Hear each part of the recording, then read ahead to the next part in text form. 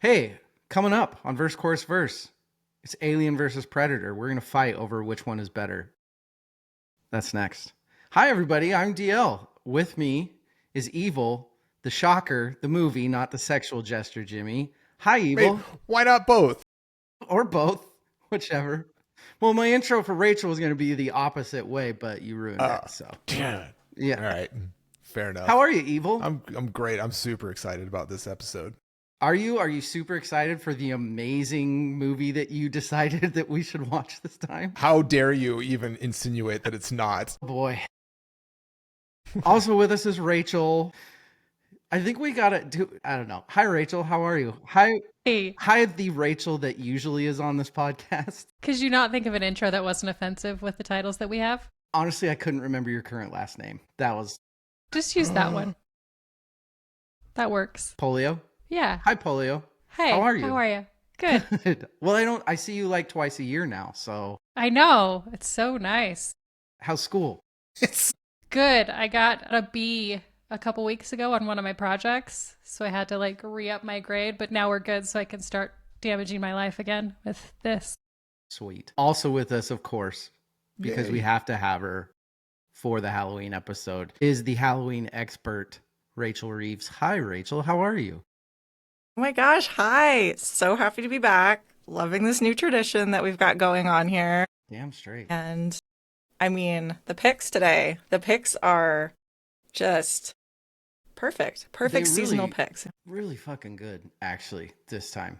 Very, very happy with Yes. these. And like a ton that we can talk about for all three of them, really. But yeah. So what have you been up to lately, Miss Horror Film herself? Just podcasting my life away, but I know don't have to tell you guys that. Smart, there's a I've lot of got- money in it. You must be rich. Yeah, I got into yes. No, just because, nerding out on things and like, please, somebody talk to me. So we'll just talk out into the ether. Yeah, we've got the Losers Club talking about Stephen King stuff of all kinds. We just finished up our Universal Monsters season, The Girls on the Boys, if you like The Boys TV series, and yeah, Gen V's back, so that's awesome. And then The Lady Killers, we're talking about girls who kill things in horror Shit. movies. Love it. In horror movies. Well, we use horror adjacent sci-fi, just Okay. ladies Not who like kill true things. crime, like movies about. No, fictional for yeah. Gotcha. The Boys is on their last season? It will be sometime, supposedly next year. Supposedly filming's wrapped, but yeah, season five and done. This will be the last season of The Boys. How are But you? Do you wish it would keep going? Are you kind of, where are you at with The Boys?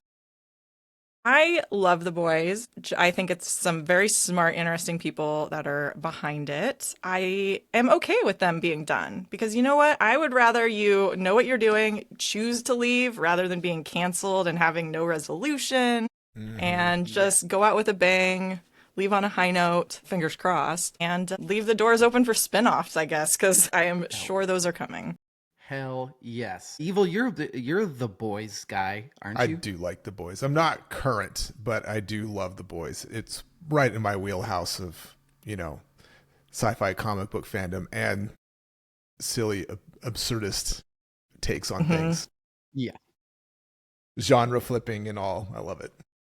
This is going to come out the week of October like it does every year. What will you be doing? Like, will the Losers Club, what's Losers Club covering right now? So I'm not on it, but by this time that this comes out, there will be an interview with Joe Hill, which is Stephen King's son, one of them, that'll be out. He's got a new book that's out. So some of the other losers had a chance to speak with him. We're doing a Twinner ep on Salem's Lot, which is basically because they covered Salem's Lot when the podcast originally started in 2016, 2017 or whatever. And, technology's changed. Yeah. In that episode, it sounds terrible. And also, they're figuring stuff out. So now we're revisiting it again with people who weren't on the original episode, like myself. So that'll be really fun.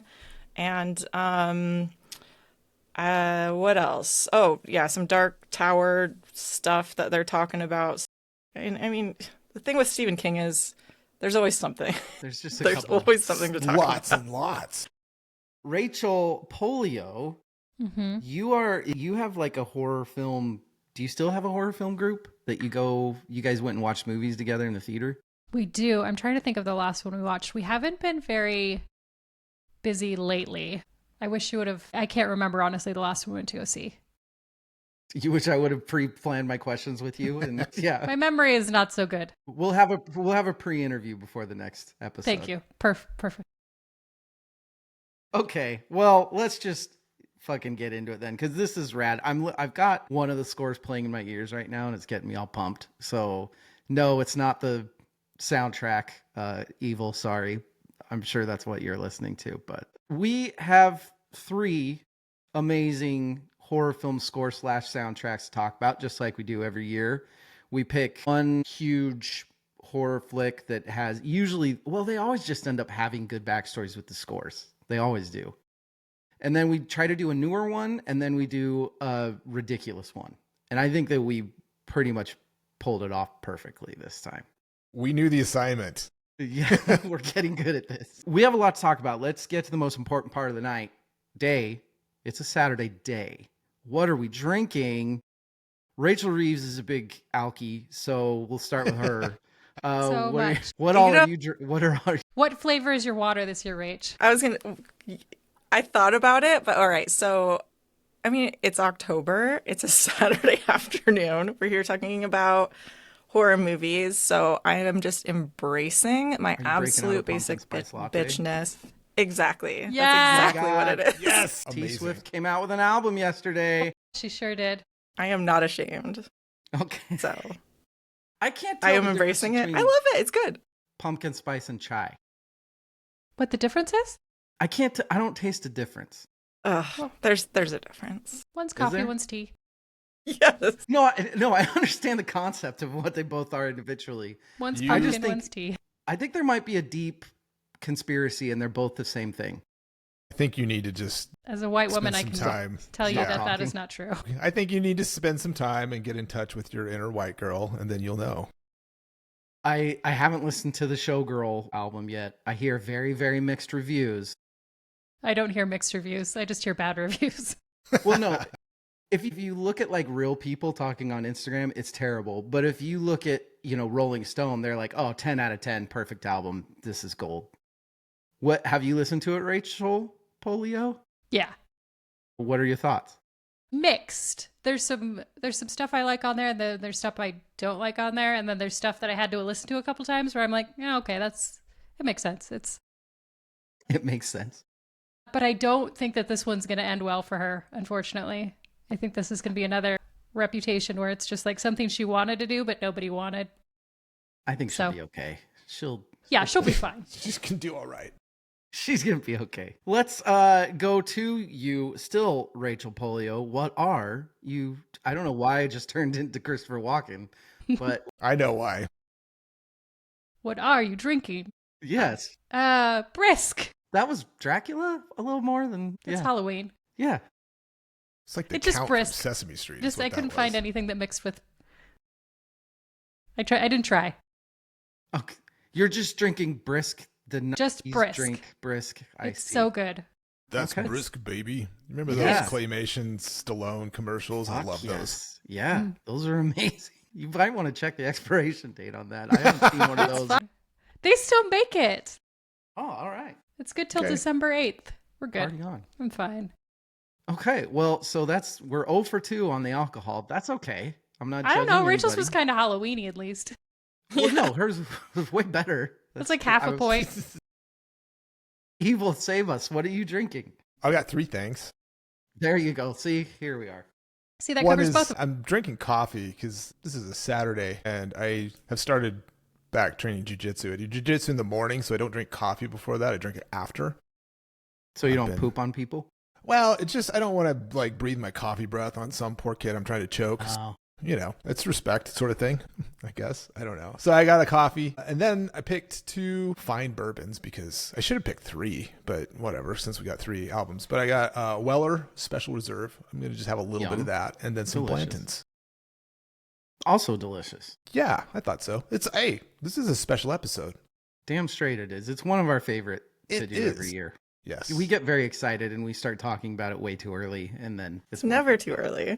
That's, I guess not. I'm drinking the same thing I drink every year. I make apple booze myself with Granny Smith apples and Everclear, and then I mix it with Applejack and lime, and it's like a Yummy. it's like a gussied up appletini, I guess.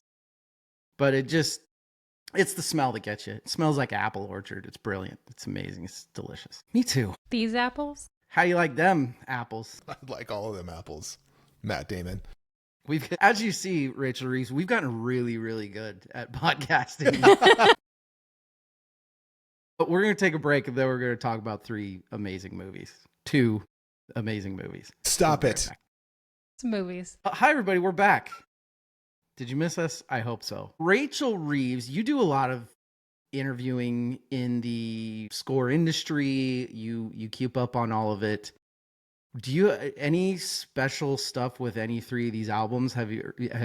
Scores? Have you ever interviewed anybody that had to do with any of them or anything like that?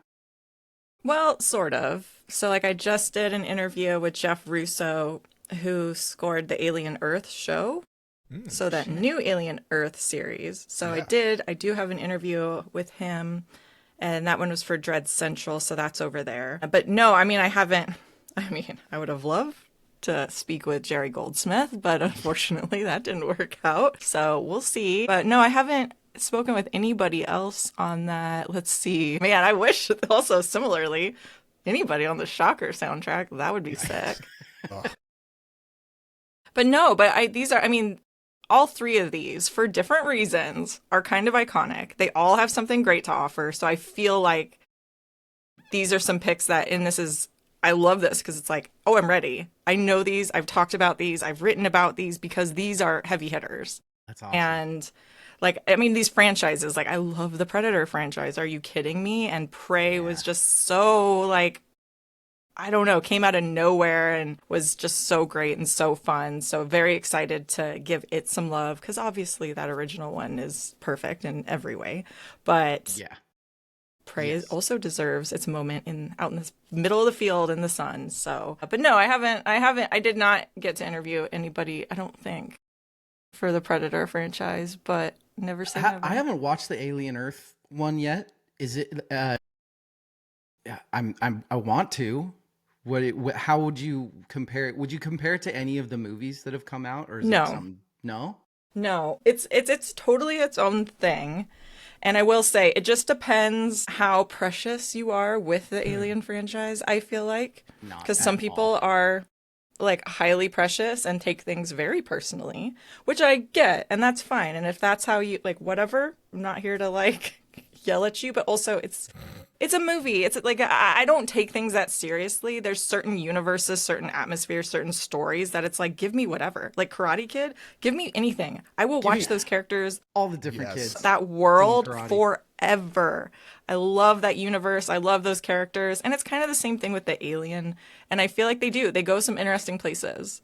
There's some new original ideas. There are some tie-ins to the other films. There are some very intentional, like, vibes that will call back to, it's like, okay, we get it. But I don't know, if you like the Alien franchise in general, if you liked Alien Romulus, I would say, yeah, like, check it Okay. out. If you weren't, like, infuriated by Alien Romulus, you'll be fine Was with the Alien Alien Earth Romulus series. the newest one? It is, yeah. I It was- loved that. I thought that was great. No, I did too. Same. But I had a people, blast again, with very sensitive. It was weird. What do they call them in the Alien series? What do they call the drones? Xenomorphs? No, not the alien. The not real dude. Like the androids? synths? Like the android? Androids. Yeah. Androids. Yeah. They call them androids in Alien. That was a little weird. They had, like, the way that they did the android was a little.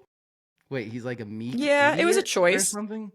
But I It was a thought it was an choice. awesome movie. I did too. We're not here for that. Well, you'll probably like Alien Earth then. Sweet. So, there you go. I'm gonna watch it. It doesn't have what's his Michael Fassbender in it though. That's a. No, but it has Timothy Oliphant, so Hmm. he's great. I did not know that. I am now probably gonna watch it tonight. Now you're interested. He's great. He's my favorite. Yep. Yeah. Love him. He's like Deadwood, good seasoning for motherfucker. everything he's in. Yes. Let's talk about 2020 Prey. And if you guys just want to talk about Prey, I'm down because I fucking love this movie so much. Oh my God, I love this movie. This takes place in the Great Northern Plains in 1719 and is basically just about a Comanche fighting the Predator. Like that's it, sold in 100%. Like that's one of the coolest fucking tags ever. It's ultimately a prequel, but there were a couple lines in it that, did you guys catch? Were they trying to say that a predator had been on Earth before? That like they had fought predators before? Or was I misreading that? I see. It seemed like there was like some sort of alluding to there was some monster out there that could have been. It seemed open-ended, but yeah. Do you know this, or did you catch any of that, Rachel Reeves? Yeah, I feel like it's a story, it's been like passed down. I don't know if it was anything recent, but it's a tale like, we've heard of something like this kind of mythical creature or whatever, which tracks with the Predator legacy. So I think it's just something that's been passed down in their culture. Yeah. Okay. Native American cast overall, they got a bunch of actual Comanches to do it. You can actually watch the whole movie on Hulu in Comanche. It's fucking rad. That's awesome. Yeah, so experts in their culture were involved for authenticity. This is directed by Dan Trachtenberg, which again, when I saw that he was the one that directed it, all in. Even just for the Black Mirror episode he did, which was the video game one. Fuck, that's such a good episode. And then screenplay by Pat Asen, story by both of them, and then the score is composed by Sarah Skatchner, I hope. Sarah Skatchner? We'll call her Sarah. Sarah Shatner. Shackner. Is it Shackner? I'm pretty sure. I think so. Okay. I watched some stuff to make sure I was pronouncing things correctly because we have a movie expert on. I did my homework. I used to do that. That's a year one DL move is what that is. She's out of Berkeley, mostly used to doing video games. Dan heard her Valhalla Assassin's Creed score and decided that he wanted her. She sued Ted Cruz for using a score of hers for his presidential campaign, so God bless her for that. Love that. And she performed and recorded all the strings on the score. So basically, we're dealing with a complete fucking badass. Rachel Polio, had you seen this before, and what did you think? Fun fact, up until these movies, I had never seen one Alien or one Predator movie ever. Are you serious? Yes, Wow. I'm brand new. That's amazing. Rachel is shocked and excited at the same time. No, I love that. But I love it when you get a chance to watch some of these for the first time. It's so exciting. This film I had seen when it came out in 22, but this was when I was explaining the story. This is how dumb I am. When I was explaining this story to my esthetician a while back, that I was like, oh, we're doing this episode for Halloween. We're doing Prey. And she goes, oh, does it have anything to do with Predator? And I was like, I don't know. Maybe. Oh my esthetician knew more about this than I did. So there we are. Well, hey, it's a good, as far as intros go. This is a great film, so I wasn't sad about it. There's worse Predator entries to watch. For sure. Far worse. Maybe I should have started lower, so my expectations were. Did you like it? I loved this movie. Yeah, I liked it the first time I watched it. I loved diving into it the second time as well. The music is so good. The lack of music is so good. It was really well done all around. And there was one non-native person in there, which I found out this morning when I was studying, which was the guy who played the Predator, who is this Italian basketball player, Italian-American gentleman that's like 6'8", and yeah. So well, and there were the French Canadian fur trapper. Sure. Yeah. Which, man, like, how bad of people were fur trappers. I've never heard a good story about fur traders. Yeah. They were pretty fucking opportunistic. That's a good word for it. Opportunistic. Evil, were you familiar with this movie? Yeah. Okay. The original Predator, I could make an argument that might be the greatest action movie ever made. In my opinion, it's one of the best action. It still stands up today. It's so good. We could spend the rest of the podcast just quoting that movie. Of course. Yes. Good. Well, So we'd get canceled.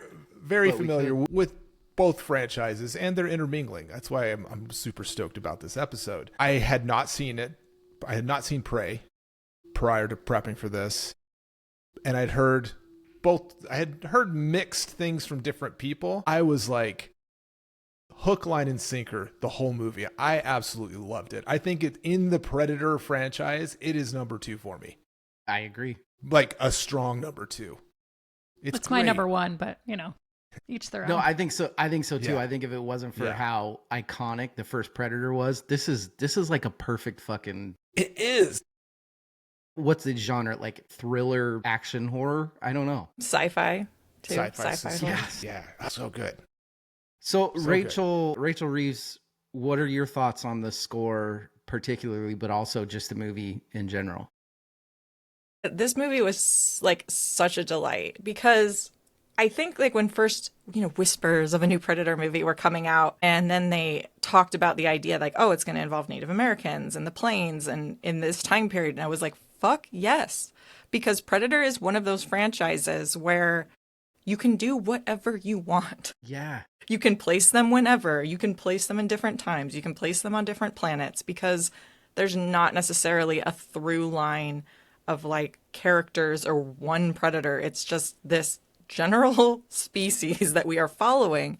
And that opens the door for anything. And Alien's similar in some ways, but then again, you have Ripley who really kind of, and I no hate to her, but kind of fucks that up because she's our anchor through that series. And there's some things that tie Alien to certain time and places and that kind of stuff. But Predator's not like that. So you can do whatever you want. And so not only was this movie brilliant because it kind of took that idea and ran with it. And I think that's what they're going to be doing in these subsequent things that we're getting, because there's more Predator coming down the pike and they're going swinging big. And I'm here for it because if you have that opportunity to do it, why not? Which is interesting, especially when it comes to the music, because it's like, what does a Predator movie sound like? Yeah. Right. Besides weird But kicks. I mean, yeah, well, in that original one, on Silvestri's score, like I think the original Predator is perfect. Like it's one of my favorite movies of all time. Like it's so fun. Yes. That score is so great. It's just one of the epitome of macho 80s action here. Like it's the most like masculine testosterone filled movie that has ever existed, and I love that for it. And I like how this one it carries through hints of that, but it's not, I don't know, shackled by that original score. And so I think it fits the film perfectly is how I feel about it. And it adds an authenticity and gives it a real place in time too, I think, which is important. Do any of you or Rachel, Polio, and Evil, do you guys just listen to the score by itself when you're working up to this episode? I did something different for this episode. The movies I've seen before, so Alien and Shocker, I listened to the score or soundtrack prior to watching again. For this one, I waited until I watched the movie first, then listened to. I really wish I would have done the opposite. I wish I would have listened to the score first. But if you are looking at like track listings, sometimes there's like spoilers in the song title. So that's the reason I didn't do it. But I feel it's so good. I wish I would have had it kind of in my brain going into the viewing. So because it was the first time viewing, I was more focused on the movie than the sound, the music. And so going back to it is like, okay, I've got to come back and rewatch some pieces and kind of see how they tie together. This is the type of movie that you can try to just pay attention to the score, but you get fucking so lost in the movie. Yeah. It was so good that I was like locked into just watching the movie and experiencing it. So I wish I would have flipped it. Yeah. Like the cinematography alone on this, so I haven't done this in a long time, but the first time I started watching this, it was at like 9 something, and I started watching it in bed on my phone. Mm-hmm. And like 7 minutes in, I was like, fuck this. And I went downstairs because you have to watch it on a big fucking TV. Yeah. Which it's crazy that this didn't even have a fucking cinema release. This went straight. No, that was so stupid. It was infuriating. Well, it was Right? supposed to, and then they got nervous and pulled it, and were like, "Okay, we're just going to drop it on Hulu instead." And Just I think 'cause they of regretted COVID? that. Why were they nervous about it? I think it was like a post. I don't know. Yeah, just nerves, post-COVID nerves, and then I can't remember what else was supposed to. I think it was the new Evil Dead Rise was supposed to be the same way. Like that was going to drop on HBO Max just straight, and then Prey did so well, and people were freaking out about it that they were like, "Okay, we're going to give it a shot." And they released it in theaters, and it did amazing. Made like tons of money. Whether or not you liked it, it did well. And so I think this was kind of a coulda, woulda, shoulda. I wasn't in on it at the time. For me, this was one of those movies that the first time I saw it, I was just going through Hulu like, fuck, what should I watch? I was like, this is a Predator thing? Okay. And was just so fucking in love with it immediately. What was the promotion for this movie? Because they call it Prey. Were they pretty open about it being a Predator movie, or was it more like kind of like a surprise Predator thing? No, I feel like they were pretty open about it because that's the hook, right? Yeah.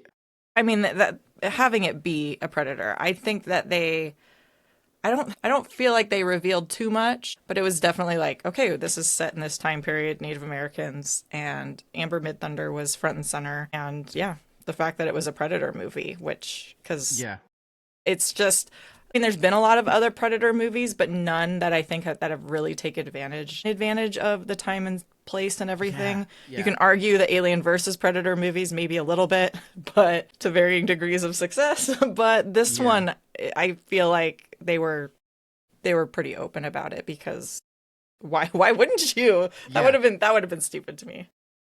Hey, my dog is flipping out. Just give me 1 minute. Sorry. Damn dog. I'm gonna take advantage Careful. of this. My dog There's a predator out Okay, there. bye. also needs.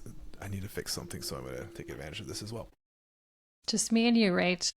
Just the Rachels hanging out.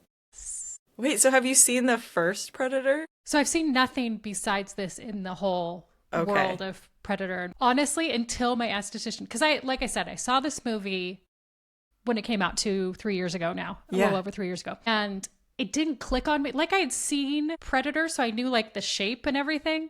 But then when I rewatched the movie and then saw like the outline, I was like, yeah, okay, well, it's all clicking now. It all makes sense. Okay. I felt real dumb. No, there's a lot of stuff out there. You can't see it all. Sure. Can't see, can't read, can't watch. Yeah. Yeah. I feel like because of the genre that this movie was in and when it took place, it's almost like a cheat code for this score like it was going to be amazing. Because just mixing kind of the old school little bit spacey stuff with tribal shit, it's just like this score is so unbelievably good. And then they're like certain parts where they go kind of, it's almost Last of the Mohicans-y, where they do what did you guys think specifically about the score? For me, I'd seen the movie a couple years ago. I re-listened to just the score before I rewatched the movie because I had forgotten that I had seen the movie, to be honest, and was listening to it and had looked up that Sarah had done video game soundtracks. And being married to who I'm married to, I hear a lot of video game music. And for me, out of the three, this is the most beautiful soundtrack that I could just listen to and not be stressed out. Like it does have like ups and downs of like more stressful moments and more light moments, but it's not like, it's got such a good flow to it that it was really easy to listen to. But I have to say that if I had watched the movie again, I probably would have ignored the music again because the movie is so good. Yeah. It does a really good job. The score does a great job in context of the movie. It sets the tone and the theme, and it works so well. And it is like, in terms of like just pure scores, it's one of the easiest listens as just a score. Yeah. I listened to it on walks with the dogs multiple times, and it was just like super enjoyable. Like great energy, flowed really well. She's a monster composer. Like she's Fucking hyper talented. Yes. You know, Yeah. multi-instrumental, violin, piano, cello, like I'm super impressed with her and her, you know, she's worked on some of the largest video game franchises, period. Assassin's Creed, you know, Call of Duty. She did for Anthem, which didn't do so good, but it was like, that was an awesome score as well. Yeah, just like super in the pocket. Loved it. Absolutely loved as a standalone as kind of the seasoning for the movie as well. Yes. It did its job in the film. It did such an amazing job of being good, but not in the way. Not that's a weird way to put it, but not. That's good. No, that makes sense. It doesn't treat the watchers like idiots that can't figure out what's going on by themselves. You know what I mean? Yeah. But I bought the vinyl honestly, I bought it because I wanted to promote this episode. Yeah. It's like one of my favorite fucking records now. Seriously. Like even just the art and the putting it on, like you just said, putting it on just by itself. Mm-hmm. It doesn't feel like you're listening to right now. They're waiting for the thing to happen with the thing. It just feels like fucking awesome music that you're listening to. Yeah. If I had one like nitpick about it at all, it's not like super groundbreaking, but that's not a bad thing for a movie like this. Like it does its job super well and it's very listenable. Yeah. Sorry. I love the use of strings. I love the intimacy of it. I love how you can really feel it, the texture. And I mean, that's just like the way it was recorded and everything. But that fits into the world and it makes sense for these characters and everything. But I just love how she took the rhythms, I think, that are really common, because that's kind of, I think, the main sort of, I don't know, motif from the original Alan Silvestri score is that like really kind of like undulating sort of rhythmic percussive sound. And I love how she did that and she recontextualized it where like she took it from percussion instruments. It's still in there in percussion, but also applied it to the cello, applied it to some of the string stuff. And the moments with the Predator in some of like the higher action sequences, it almost, and I love this, it was like really reminiscent to me of like monster movies, like Godzilla. There's like some moments where it feels very much like, oh, this is like a really fun creature feature in a ways where it's like, it reminded me a lot of Godzilla, kind of those big moments that you get in Godzilla movies where he's stomping around and it's just like this creature is just out here kicking ass and tearing things apart, no fucks given. And I love how she kind of brought that to Predator because it's very much true, but I hadn't really thought about it in that way. And to me, that felt like a fresh little element to this one. I would have to go back and listen to some of the others, but to me, that was really kind of fun that she was able to work that into it. Yeah, that's great. There's an element in the strings that I don't know how to contextualize this other than it's reminiscent of things I've heard before in other movies that are sort of like, in quotes, like new worldy. Like it's very early American settlement, European settlement in the Americas. Yeah. It's got, and which I thought it's very subtle and it only happens here and there, but it's like a really like deft touch to weave into the rest of the you know, kind of tapestry that she's creating. It was fun in a good, this might sound like an insult, but it's in a good way. It's almost like you're watching this super high cinema idea movie. Like what was the Leo DiCaprio fur trader movie? Revenant. It's like you're watching The Revenant, but then suddenly you have like Predator shit. Like there's the heat sinky, there's the heat vision, and there's the Invisible Man. Like it's awesome though. Oh, like, that's great. Really, yeah. You know, that makes me excited. Going back to what Rachel Reeves was saying about opening up the genre to other things, drop a Predator into samurai era Japan, medieval times. Drop a Predator into, you know, Vikings, drop a Predator. Yeah, I want to see all of that now. Predator 2 what was that, Detroit or was that New York? Yeah, it was like a city. Yeah. I was gonna say drop them in Detroit now. Drop them. See. Yeah. And you've got that element with the music too, of that The Predator seems out of place but works, but it's also, you've got this marriage of video games and native music, but with a horror, vibe to it. It's like these instruments playing horror music where it doesn't make sense, but it makes sense. We're not done talking about Predator because I've got one or two questions at the end, but I think that's enough for Prey at this point. It sounds like we are all huge fans of this score and movie, so we're 1 for 1. Let's move on to our next one. Evil, what did you bring to the party this time? And then afterwards, explain to me what the fuck happened in this movie because I have no idea. Right, so this is Shocker, released October 20th in the theaters, 1989. Yeah. Directed by Wes Craven. Like, if you don't know who Wes Craven is, what are you even doing with your life? This is like Nightmare on Elm Street franchise, wrong Scream franchise, right? The original The Hills Have Eyes, one-offs as well that are amazing. Starring Peter Berg as Jonathan Parker and Mitch Pileggi as the titular Shocker. Both have great careers outside of this. If you are an X-Files fan. Yeah, he's a great director, like Friday Night Lights. He's done a bunch of like Very Bad Things, The Rundown, some super fun movies as a Did you guys see the Painkiller one that he did, the Netflix? It's about the what's the family's name that came out with what's the fucking drug that killed everybody 10 years ago? Which one? Not fentanyl, Oxy? Oxy. I mean, that's killing everyone still.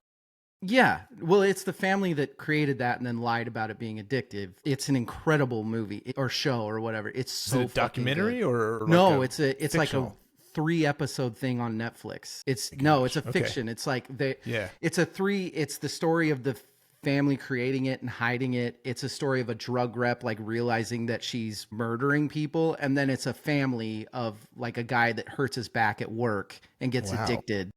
It's so fucking well done. I've never so feel good story, huh? Yeah, it's a feel good story. Anyway, I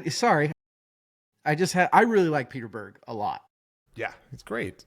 So I picked this mostly for the soundtrack, and so I had seen this a net single time prior to this, and it was probably shortly after this came out on VHS. I didn't see it in the theater, but I did see it. I remember vividly watching it in my friend's basement, hanging out, probably sometime in 1990, because this came out late, like Halloween season 1989, theatrical run, and then the kind of the waiting period hit VHS. I don't know. I was probably 13, 14 years old when I saw this. And I remember specifically the end sequence, the end fight scene stuck with me forever. And the soundtrack. And so I picked it mostly for the soundtrack, and then I watched the movie and I'm like, I love this movie. I love it so much. This is 13-year-old me like coming to life again. It's, oh my God, it's amazing. The soundtrack is like it's late 80s. Here's my take on like 1989 for the hair metal movement was sort of like the gladiators in the Colosseum moment. It was like things are about ready to fall and everything's super decadent. And this is that 1,000%. And listening to the soundtrack again, it reminded me of the Sam Kinison video where he did a cover of Wild Thing. I don't know if you remember this. Jesus. Right. And it's like the video is full of like rock sort of royalty at the time, like Billy Idol, Aerosmith, all those people. And it has like Jessica Hahn in it. She's like the Tawny Katane. I don't know if you know who Jessica Hahn is, but she was this, yeah, right. She, just nuts, bonkers. And sure enough, that was also 1989. What else was 1989? Bill and Ted's Excellent Adventure, 1989. This is like the peak of that era of music, and I'm so for it. I love it so much. Like, it sounds like maybe you guys didn't like this as much as I did, but No. whatever. Everybody didn't say that. What I'm interested in is this a 3v1 scenario, or do I have somebody on my side? I think it's 3v1 against me not liking it. I think everybody else likes it. Really? I don't know about that. Then I'll go in between and say It's a good film. It needed to be 3 of the endings could have been cut out. It's not a good film at all. I mean, it's a good evil film. Like, it's a great 80s garbage we've horror done in quotation marks. Great garbage 80s films. Yeah. That I could not understand what the fuck was happening in this movie. It was amazing. Rachel, Reeves, had you seen this movie before? Oh my God, yes, of Yeah. course. Yes. Of course. Big fan? Yeah, I've met Mitch Pileggi and had him sign my soundtrack. So That's awesome. amazing. although I was legitimately starstruck, like, because I was like, oh my God, it's Skinner from X-Files. Skinner, Like, I yeah. can't believe it. But yes, I Holy had him shit, sign. That's the same. Wow, Yeah. I didn't realize that. Yeah. Yeah. Yeah.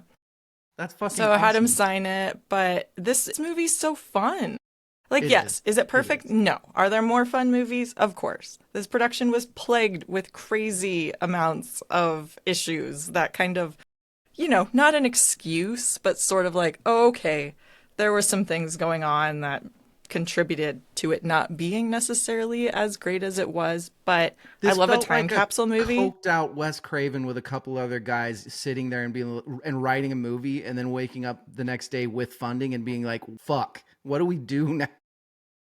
Yeah, well, it was kind of like that. Well, their special effects guy, it was like getting to the end of the movie, and the guy was, I think it was more a situation where other people were coked out, promising things that they couldn't deliver on, and then getting like to the the finish line and being like, I can't do this, and then having to sort of scramble and piece together and figure out like we got to Didn't the get this movie effects out guy there. have like a nervous breakdown and leave the film Yeah. or something like that? Yeah. Yeah, so amongst other things, so I think it was just right.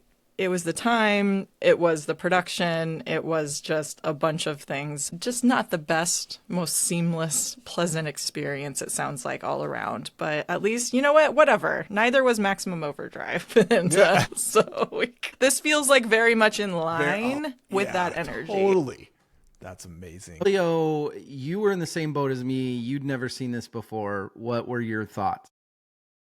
I mean, I have a whole review of my thoughts. Sweet. Let's hear it. Are you ready for it? Here it goes. Yeah. I'm so ready. Okay. The Shocker soundtrack was assembled by a heavy metal dream team of Wes Craven and composer William Goldstein, who definitely thought the solution to supernatural murder was simply more guitar solos. We're talking Alice Cooper, Megadeth's Dangerous Toys, Iggy Pop. Basically, the entire cast of a Marlboro ad was handed electric guitars and told, make it loud enough to wake the dead. The film follows a serial killer who, after being executed in an electric chair, learns to travel through power lines and into TV screens. The soundtrack responds accordingly by sounding like it too was jolted to life at 10,000 volts. It doesn't creep or broad, it struts. There's nothing deeply charming about the earnestness of it all. Every song sounds like it was recorded at 2 a.m. in a studio full of fog machines, bad hair, and the stench of sale cigarettes. When Dangerous Toys sing Sounds Demon amazing. Bell, the ballad of Horace Pinker, you get the sense that they're not entirely sure who Horace Pinker is, but they're absolutely certain he deserves a power chord. And yet, the soundtrack understands mood. It's subtle, or it's not subtle, it's committed. Every track is turned up to an 11, then possibly 12. It's horror filtered through a distortion pedal, a movie that thinks that you can exorcise evil with a killer riff. What's genuinely impressive is how cohesive the chaos feels. You've got Megadeth snarling over one track, Bonfire howling over another, and then a strange, moody synth cue from William Goldstein sneaking in like the one sober guy at a bachelor party. The Shocker soundtrack doesn't whisper or hint. It kicks down the door, flips the light switch, and demands you admire its glorious spandex. It's big and ridiculous, which in a movie about death and electricity feels like exactly the point. 10 out of 10, no notes. Yeah, just silly. No. That's why this music is just so appropriate for this film. Oh, Yeah. It's such a good soundtrack. It's just funny how randomly it happens in the movie. It's like score, and then all of a sudden he's coming into the electric chair, and it's like, wait, is that fucking Mustaine singing "No More Mr. Nice Guy"? What the fuck is happening right now? So good. Like my inner child lit up so much. And I Bet. had I can't even describe it. The long-term memory is the ending sequence. But rewatching it, I'm like, I completely get why I love this movie. I too was a football player. I was a running back. I wore the same number as the character in this movie. Okay, we've got What do I like? I like football. I like heavy metal. I like hot girlfriends. I like horror. This is like Did your girlfriend wear weird, long, white, gowny shit for some random reason that I couldn't understand in this movie? she never got She was killed, in so heaven. no. She was in heaven. Obviously. Idiot. Yeah. That's what you wear in heaven, long white dresses. Get it together. Okay, my bad. I just loved it so much. Like everything about it was like, oh yeah, I get why I love this. I get it. It was just like reliving younger me watching this for the first time. Like, and then it was like I'd go down a rabbit hole, like the Dudes of Wrath. Oh my God, look at all Yeah. of these people. And then there's Yeah. rabbit holes with like the Dudes of Wrath is like this heavy metal supergroup that has 3 tracks on here: the opener, the closer, and the Ballad of Horace Pinker, which is Paul one of the Stanley. most brilliantly titled songs. It's not a ballad. And he's the villain. Why is there a ballad about the villain, right? Okay. On vocals, Desmond Child, we'll come back to him. Paul Stanley from Kiss on vocals. Guitar number 1, Guy Man Dude. MAN-Dude. Sick. Let's just leave it there. Vivian Campbell on guitars. This is like Holy Diver Dio era guitar playing. Rudy Sarzo from Quiet Riot. He also played for Ozzy, like Come On Feel the Noise. That's Rudy Sarzo. Tommy Lee's on drums. Backing vocals, Kane Roberts. This is what Alice Cooper's guitar player. And one of the greatest like backing vocals of all time, Michael Anthony from The Mighty Van Halen was on backup vocals. That is the Dudes of Wrath. And that's just one band. I mean, Iggy Pop was on here with the track where Alice Cooper's singing background vocals. You've got Which, like, that's awesome. yeah, Mustaine covering Alice Cooper. I mean, Megadeth, but it's Mustaine. Mustaine is Megadeth. And then the biggest blast from the past is when I got to Soraya, which Sandy Soraya was one of my biggest crushes in like this era. And so I've been listening to the first Soraya album on repeat for the last like 2 weeks. It's just ridiculous how much fun I've had watching the movie, listening to the soundtrack. I'm like giddy right now. That's so funny. It fits the movie perfectly because it's not like these are all just back-to-back hits, you know? Yeah. The people behind it, yes, of course, but it's very uneven, and I say that with love, and I love Yes. that. Yes. But it's just like such a weird amalgamation of tracks. The Bonfire track, I think it might be my favorite, the Sword and Stone. It just like feels So like good. hell yeah Yeah. groove, and it's got like that sort of like you can sing along and kind of that chant like callback kind of thing, and it's just so fun. I love that track. Co-written, I mean, that was written by Paul Stanley, Desmond Child, and Jean Bouvier. I said I was going to come back to Desmond Child, who is a writer and producer. That's his stage name. Let's talk about some of the stuff Desmond Child has done. 1979, Kiss, album Dynasty, I Was Made for Loving You. Let's fast forward a little bit. 1986, Bon Jovi, Slippery When Wet. Desmond Child was the writer for You Give Love a Bad Name and Living on a Prayer. Let's go forward a little bit more. Now I We've really got hate him. Alice Cooper in 1989, Trash. He wrote most of that album, including Poison. He's back in my good graces. Fuck, I love that That was album fast. so much. Yep. All of the stuff on this album, he's all over it. 1990, Rat, Detonator. He wrote most of the stuff with them on that. And then let's fast forward to 1989. Desmond Child is responsible for 2 hits for a little artist named Ricky Martin, She Bangs and Livin' La Vida Loca. And then the next year, he wrote Thong Song for Cisco. Like, this guy Can't is just stop this guy. cranking Spread. out bangers his entire life. Like, wrote a bunch of stuff for Aerosmith, Crazy, like... I all mean, of if you that. really do think about it, Poison by Alice Cooper and Livin' La Vida Loca, essentially the same song. Virtually identical. Yes. They're basically twins. Like, dig into Desmond Child. The guy is fascinating. Absolutely. There's a whole documentary on he and his partner. He's a gay man. They have kids, and there's a whole documentary on the troubles they went through to like adopt children. Fascinating story. Fascinating story. Yeah. That's pretty fucking cool.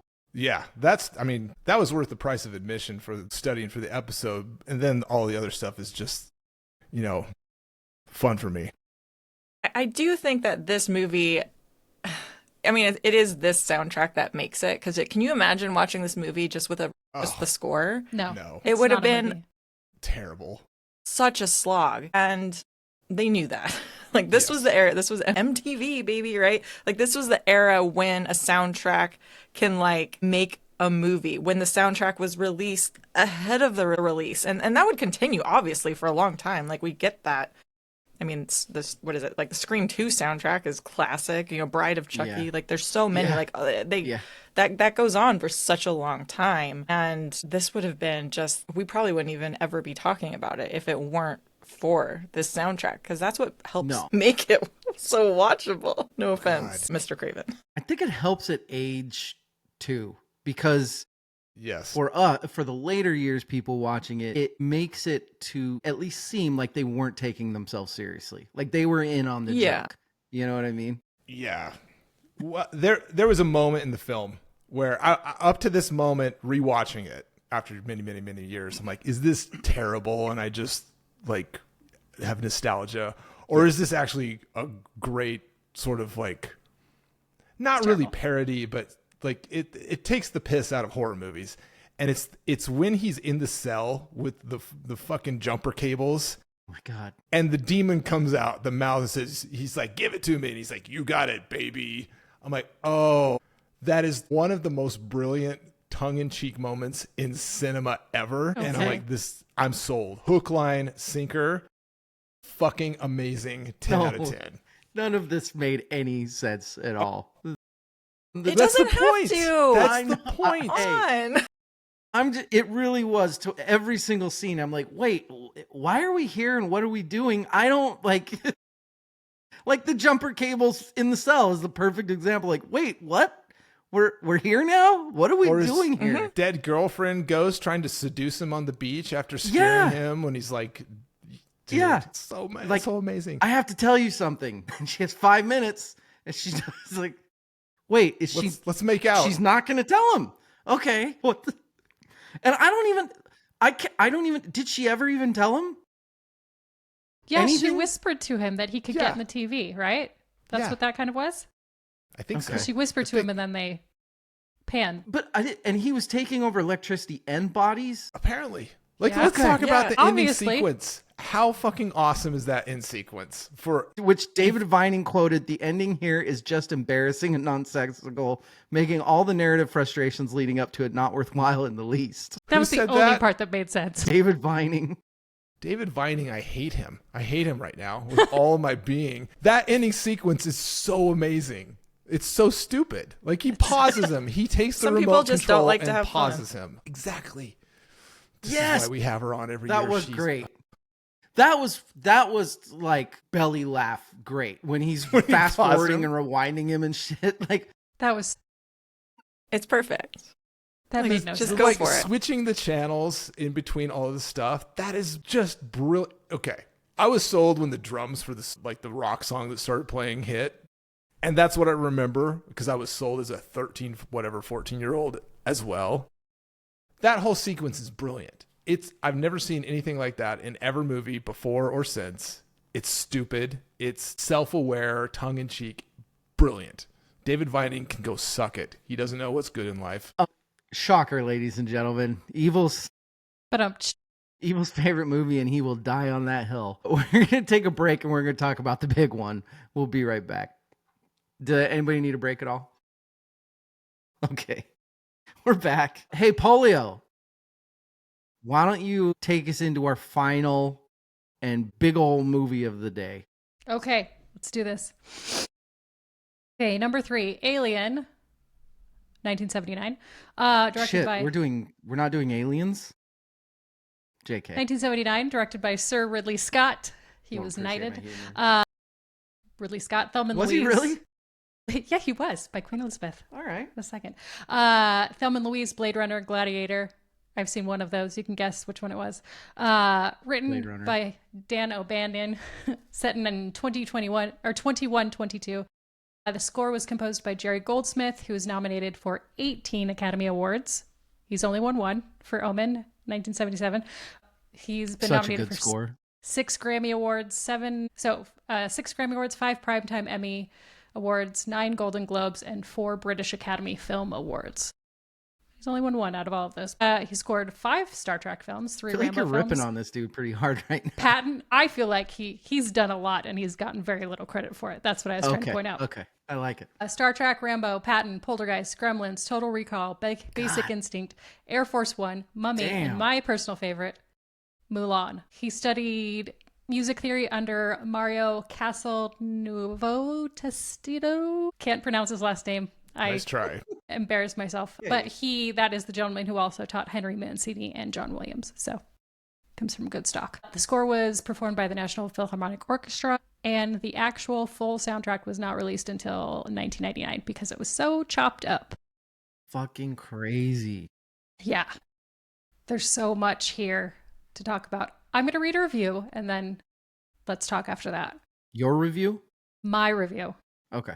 My personal review. Had you, sorry, you already answered that. You had not seen Had this not movie? seen this. But I had watched Spaceballs, which kind of gave me a little bit of context for some of the stuff that where I was like, oh, that's where that's Hello, why there's my honey. Hello, my baby. Exactly. Hello, my I ragtime did start gal. singing that. Amazing.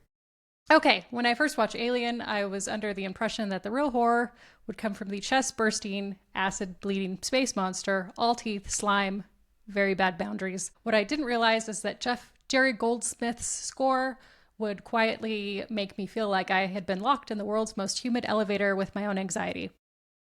The opening credits are your first clue. The music doesn't so much begin as it lurks. There's a distant shimmer, like someone rubbing a damp finger around the rim of a wine glass, and you think, okay, something bad is going to happen. As the ship's crew floats through space, Goldsmith seems determined to remind us that space is less a final frontier and more a hostile, echoing warehouse full of things that resent you. The strings stretch out like dental floss, then snap back with an eerie whine. There are these strange, gasping horn sounds that make you wonder if the orchestra itself was slowly being suffocated. What's brilliant and deeply unsettling is how often the music disappears altogether. Just when you think the score might swoop in to comfort you, it instead folds its arm and watches. When the alien is hiding in the shadows, Goldsmith lets you stew in the mechanical hum of the ship, the beep of a monitor, the sound of your significant other as your fingernails pierce into their forearm. It's musical gaslighting, and you begin to crave its strings even though you know they'll only shriek at you when they return. There's one cue during the chest burster scene that sounds like someone violently stirring a bowl of metal spoons. It's chaotic and somehow polite enough not to let it overpower the screaming. Later, when Ripley is the last one standing, the music starts to flirt with calm again, but it's the kind of calm that comes after you've scrubbed the blood out of your carpet and realize you still need to return the rental vacuum.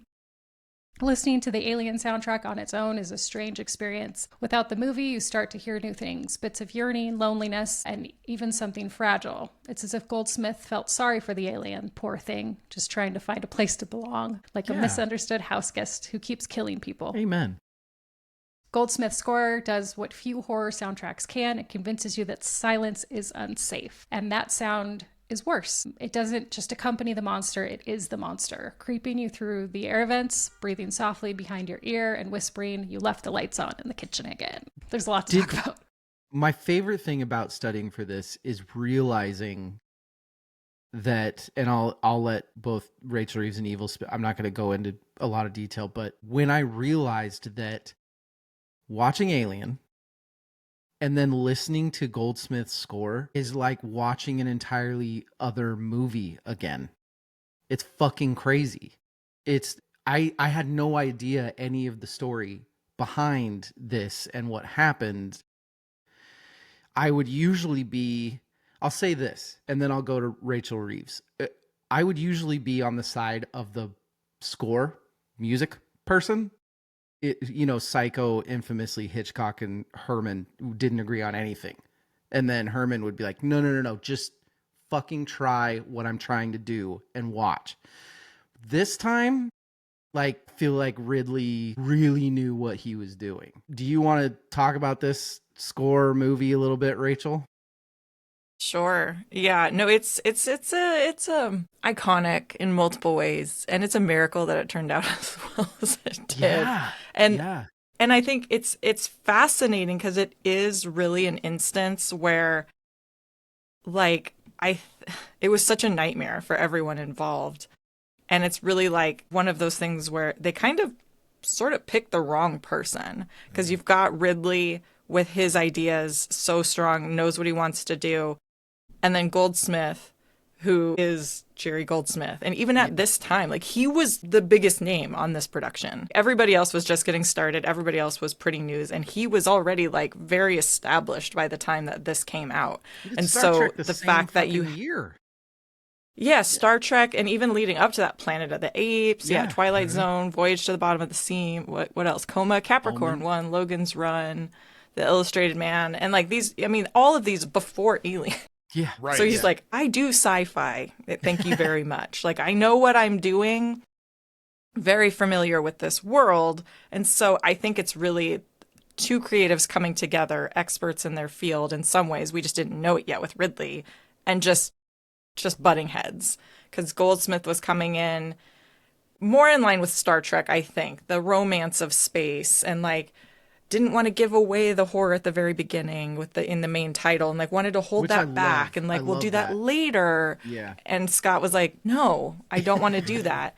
And he's like, okay, fine. So he scrapped that and comes back with something else, and then we get what we get. But then also just cutting up his cues and throwing some of them away altogether, and like literally stealing music from another movie that Goldsmith had already done. So fucking because that's weird. what they like temp edited it to. Yeah. And then like And, having to thinking he'd buy be the cool rights with to it? that music to reuse it.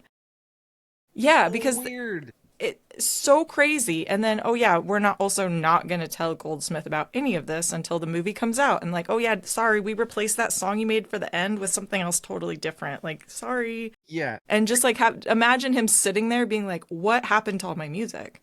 And like being like, and that's what's interesting about listening to it, is because you get to hear the full 3-minute track or whatever, but in the movie there's only like 20 seconds of it. Yeah. So it's like you're not even hearing all of it in those moments. Yeah. And it's fascinating. Actually, I have this quote here because I already, this was very convenient because I've talked about this, so I was like, I'll just pull up my notes. And I think this really like sums it up. So this is a quote from Goldsmith, and he says, "Working on Alien was one of the most miserable experiences I've ever had in this profession. Ridley is a brilliant filmmaker, and I think that this was just his second film, and he wasn't able to articulate then about what the music should do. He wanted me to be visual with the music, and that's not what I'm supposed to do. I think the biggest problem was in communication."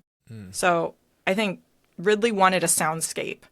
Yeah. He really wanted a soundscape, and Goldsmith's like, no, I'm a film composer. I score the emotional undercurrent. Yes. And it's just like two different approaches, and I don't think either of them is wrong. It's just two different styles, and I wouldn't say that if you're looking for a soundscape to just be like eerie and mysterious in the background, not attached to emotions and the characters, I wouldn't go to Jerry Goldsmith. Yeah. Like, No. he's melodic, he's beautiful, and like he's really innovative in ways to do that, and great melodies and all of that. I mean, what we get is iconic, though. It's just interesting that it was such a pain in the ass to get there, It's and that it crazy. works as well as it does. It It's just goes to really- show how good Goldsmith actually really is, that it was able to turn out this good. I totally agree. Yes. It's so weird, especially apparently they tried to work on another well, they did another movie, but they tried to work on another project. Legend. And they were super communicative because they said that was the problem, and they still fucking hated each other basically. They threw out the entire score, and he's like, you know what? Fuck it. I'm just going to get Tangerine Dream in here, and they're going to do it, and it'll be great. And it was great. I think he kind of knows what he's doing. Evil, what did you think? So going back to the way I listen to stuff, I've seen Alien many times before. Yeah. It's been a while since I've viewed it, but I'm very familiar with it. So let's start with just listening to the soundtrack. It's the most uncomfortable soundtrack to listen to, just by itself. It's so dissonant and jarring and just purely uncomfortable. And I'm like, oh, it's a brilliant match for the film because of that. Yeah. And it allowed me to then view it again and appreciate kind of both, because I had seen it before, so I kind of know what's going on, and that I could listen to the music and see it in context, and it just works so well. It really Despite does. all of the conflict in the production, the end product is absolutely brilliant. I think that's why. I think you get, because of that conflict, you end up getting this weird mixture of like Star Trek and 2001 Space Odyssey. And it fucking works. Like, it's so spacey and dark and and sometimes kind of like, I don't even know if they did it on purpose, but times where it almost seems like the music, like, why the fuck did they choose this here? And but it works. It works really well. There's I don't like know dissonance in just the right spots that it makes you feel uncomfortable, which is what it should be doing. Yeah. When I got to, I think it's track 2, like the Facehugger track, I'm like listening to it on a walk. Like that's where I listen to stuff usually for the first time. I was like, I feel gross listening to this. It makes me feel uncomfortable. I don't like it. And which makes me like it, even more. That Strauss wannabe, the like dissonant chords with that one trumpet line playing. It's, you can't, that's like a fucking cheat code. You can't get better than that when you're talking about like space movie type stuff. Yeah, and just the analog sound of it too. I mean, also the sound design. I mean, I feel like that's a whole other thing. But just like the actual sounds of the ship and all of that, and all of the like, it just feels like Why so do the computers tactile. click And when they type out? I love it. I don't. What's I with don't all the care. lights in that It's room? it's amazing. I love all of it. is. It's perfect. Great. But yeah, but like the use of like there's always like this low kind of hum too underneath, like even when there's not necessarily like the trumpet or anything, it's God, just I didn't like even think of that. right underneath the surface, and you get like this droniness and some of the things that he was using, like an echoplex and running through and sampling things. It's just like these little things that make you feel off, and you can't even pinpoint it necessarily in the moment, but just like something here is unsettling, something is just a little off. Same thing with those dissonances, but also like very mysterious and like never letting the beauty and the wonder of space, like that's always there too.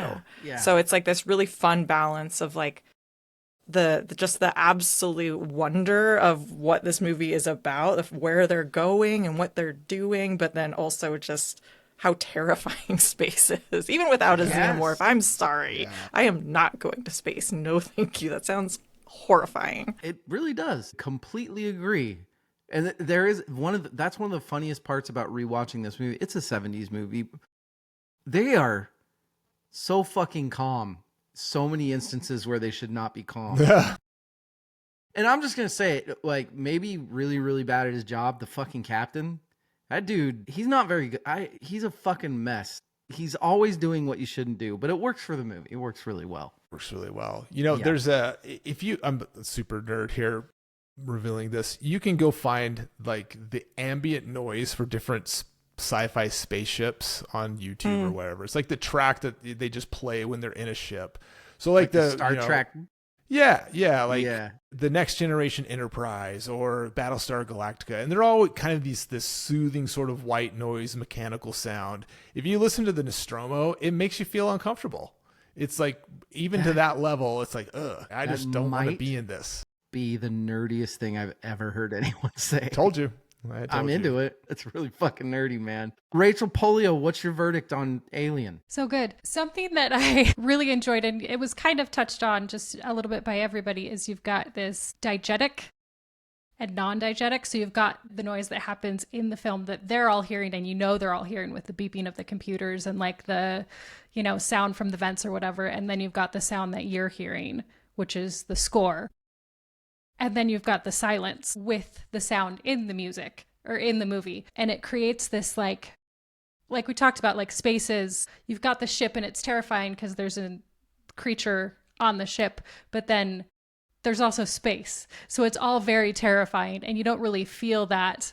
Everybody's very calm about what's happening, I think, until the absolute end when she's trying to, get off and she's just covered in sweat. And I'm like, I'm actually nervous at this point. Like before it was just kind of like jump scary kind of stuff that was happening because everybody was like, yeah, we're just in space, it's whatever, like there's an alien crawling around the vents, we're just gonna blowtorch him, it'll be fine.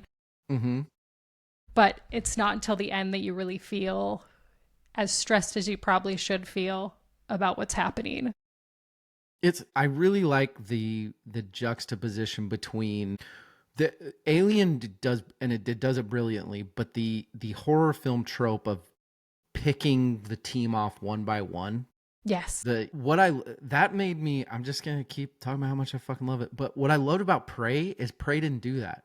Prey had this weird at first it was a whole tribe going at it, and Predator will randomly decide, oh, this looks like an apex predator here. I'm going to fight it and kill it. Or shit, there's tribe members here. But I loved about Prey that it stayed away from that trope, which with Alien, I don't think it was the trope at that point, and I like why they did it, but it just made me appreciate Prey even more personally. Yeah, I guess I haven't thought about that with Prey, but you're right. He's down to fight anything, anywhere, at any time. Like if it's one, if it's a bear, if it's 10 guys, he's like, whatever, let's fucking go. That's the only part that I was a little, wait, what is when he fucking lifts the bear up above his head? Like, that's a fucking bear, dude. I think we're downplaying how big bears are.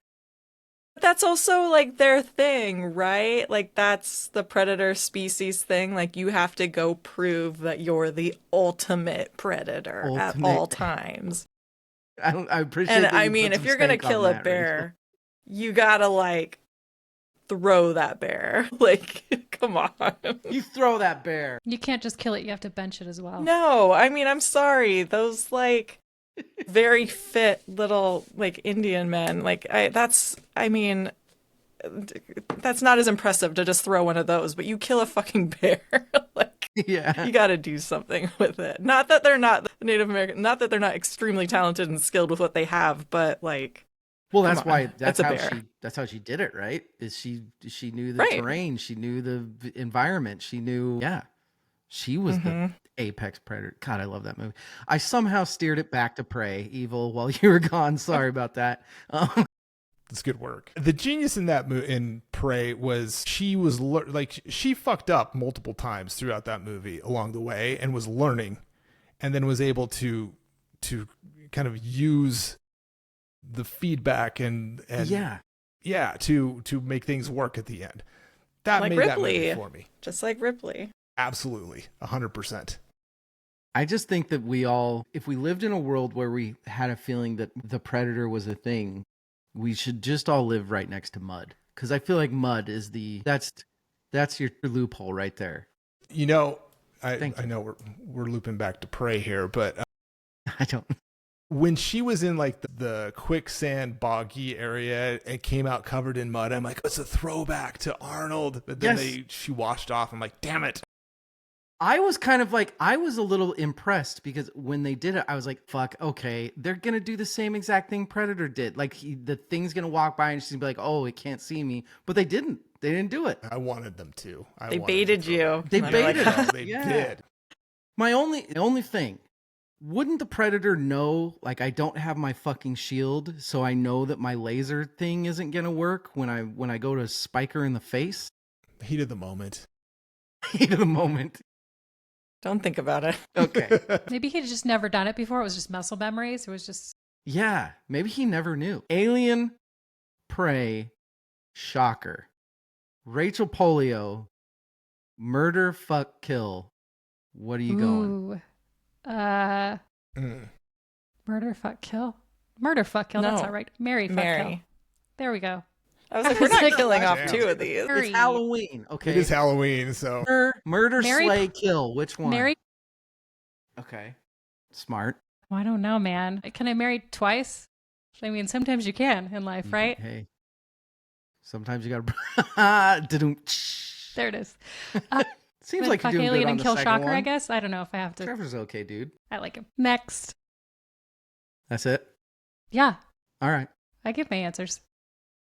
I mean, no shocker, pun intended. Definitely Marry and Prey. No, I like Alien enough to get in bed with it. And then, yeah, I'm murdering Shocker. I did not. The soundtrack's great.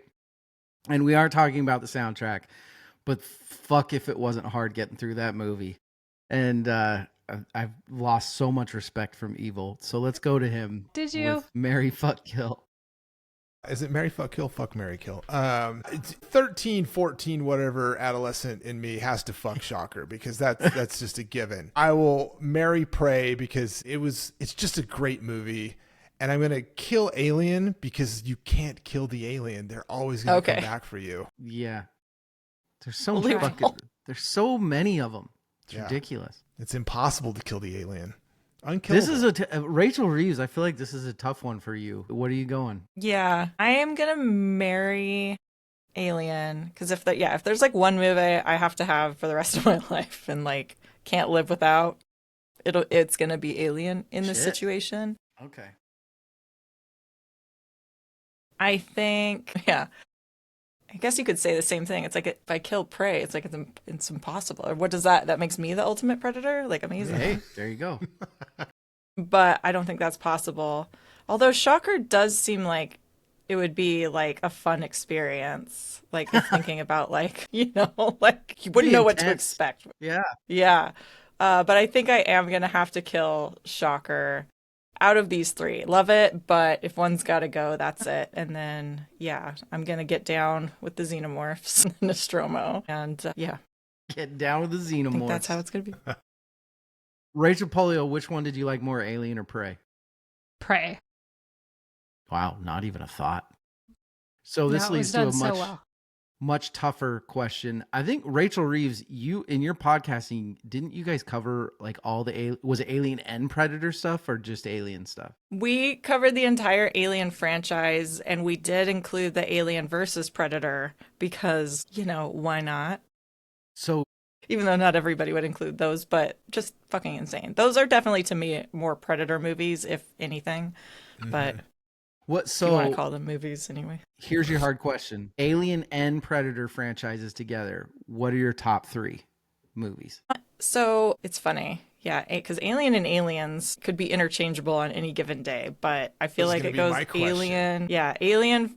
I think for me, ultimately, it goes Alien, Aliens. Although really, it's a coin toss there. Just very different. And then for third place, I'm going with, I like Alien 3. I mean, come on. Shit. Fincher. Yeah. It's like weird. And I think it's actually like aging and like it takes some big swings. Yeah. And I think that it's just an interesting thing to think about. Like, what if Ripley had actually like ended there? Comes out but with it. I think that trilogy is 1, 2, 3, and then Predator. I mean, the original Predator is always going to be number 1 for me, no matter what. Like, don't ask me to even compare. Like, if I have to compare like Aliens to Predator, like that would be hard. But Predator's number 1. Number 2, I would say, is Prey, and then number 3. Oh my gosh, because all the other Predators are really like sharp drop off. Yeah. Which I one don't was know, the one? Which was it? The Predators that was Adrian Brody and that 70s show guy and. Yep, Topher Grace is in it. There were parts of that that were good. No, they're fine. It's just Evil like makes which one. face. There's things about it. Again, swing. I guess I appreciate the swing of that one. Like, at least it's like trying to do something a little different, but still, I think I'd rather watch Predator 2 than that. Here's what I would say. Love the Alien franchise, and I love, like, I know, like, Prometheus got shat on a lot. I fucking love that movie. I thought that movie was amazing. Yeah. Yeah, I thought. Yeah, I think it's great, too. Both the ones, I don't remember what the other one was called, the other one that Fassbender Covenant? did too. Yeah, I loved those. I thought they were fantastic. But going off of like, I like that franchise more, but the first Predator and Prey are my favorite 2 of the whole fucking thing. I fucking love Prey. Wow. I think Prey is amazing. I would watch it. I'll watch it a couple times a year. Evil. I feel like this is going to be a tough question for you for which ones are the best. Predators. Am I going to do them separately or mixed together? I think you should have to do a mix together. I would put Predator number 1. That's one of my favorite movies of all time. Number 2, it's so good. I'm with Rachel Reeves here. it's interchangeable. It's Alien or Aliens, and I think That it depends on what movie I'm surprises in. me so much because you seem so much more of an Aliens guy than an Alien guy. But Alien is so, they're such different movies. Yeah. It's like, do you pick a horror movie or do you pick an action movie? Exactly. And since I'm putting an action movie at the top, as a change up, Alien might be the better mix, but those are going to be 2 and 3. I would put Prey at 4. That's good. A pretty strong 4 in that I love group. it. I love it. That's Halloween, everybody. Happy Halloween. Go to a Halloween party or a pumpkin patch, or go watch The Great Pumpkin, or very underrated Garfield's Halloween. I don't know if you guys know Garfield's Halloween. That shit, fuck, I love that so much. It's so good. Amazing. Go watch that. Yeah. I love Garfield. Nightmare Before Christmas. I mean, there's a lot. We got a lot to do, which we already covered. Rachel Reeves, thank you so much for doing pretty much our favorite episode of the year with us every year. We love it. Oh, you're welcome. Thanks for having me. Yeah. What's the next? This will come out on the Monday before Halloween. Where should people go to check you out? What do you have going on at that time? Yeah, again, you can tune into any of the podcasts. Always a ton of stuff. Something for everyone. Yeah, Halloweenies, The Losers Club, Girls on the Boys, The Lady Killers. And by this point, over on Dread Central, I'll have an interview with Matt Quayle, the composer Matt Quayle, who has, he did Mr. Robot, but also he has a new series that Ed Gein, the monster, the Charlie Hunnam, Ryan Murphy series. I just started watching that last night. Yep. Yeah. So I'll have an interview with him that will be out by that Very point cool. on Dread Central. Awesome. Yeah, Rachel Reeves. She's the shit. Rachel Polio. Yeah. She's also the shit. She's fine. No, she's okay. It's fine. She's doing She's good. all right. She's got an A in Purdue, so we love her. Rachel, thanks for it was nice seeing your face. I'll see you again in a few weeks. Probably. Every day's an question mark and an adventure. Evil, thank you for introducing me to Shocker. You're welcome. I don't know. Everybody, happy Halloween. Go check out all of Rachel Reeves' stuff. I'm going to go listen to the Lady Killers one. That sounds fucking cool. We love y'all. Good night and good luck. We did it, everybody. Amazing.